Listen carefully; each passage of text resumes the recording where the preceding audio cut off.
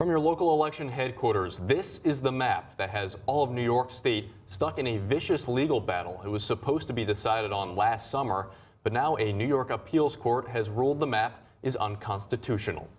But the fight is not stopping there. Democrats appealing the ruling as the courts weigh in, uncertainty to loom over this year's elections. Our 18 News political reporter Sarah Wilson joins us live in the studio to break it all down. Good evening, Sarah. Good evening, Kevin. It's possible that voters could head to the polls a couple months later than expected.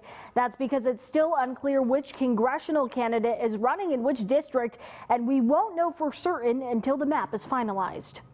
New York's proposed congressional map now in the hands of the state's highest court. It comes after a 5-judge panel ruled Democrats engaged in partisan gerrymandering, meaning they drew the districts in a way that would illegally favor them in elections. But we want the representation to be fair, and I think that what happened with these congressional maps was clearly an overstep and overreach. The proposed map takes away any so-called swing seats, which had a tendency to lean right. There's just a whole host of issues. The fact that we went from 8 Republican seats to 4 Republican seats. The fight over the districts is expected to go to Albany, where the Court of Appeals will decide whether the lines need to be redrawn. But if Democrats don't want the High Court to have the final say, they could redraw the lines themselves and submit them for a vote by Monday. I don't believe they're going to go down that route because I think one of the members had said earlier on in this process that there would be no redrawing of the maps, that they're going to let the court process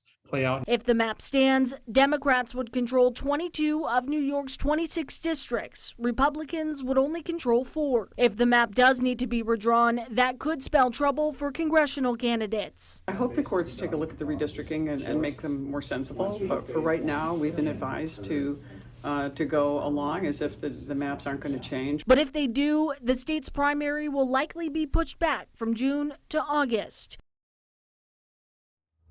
If the map does need to be redrawn, a so-called special master has already been appointed by the New York State Supreme Court to make them. Live in studio, Sarah Wilson, 18 News. Kevin and Rhea, back to you.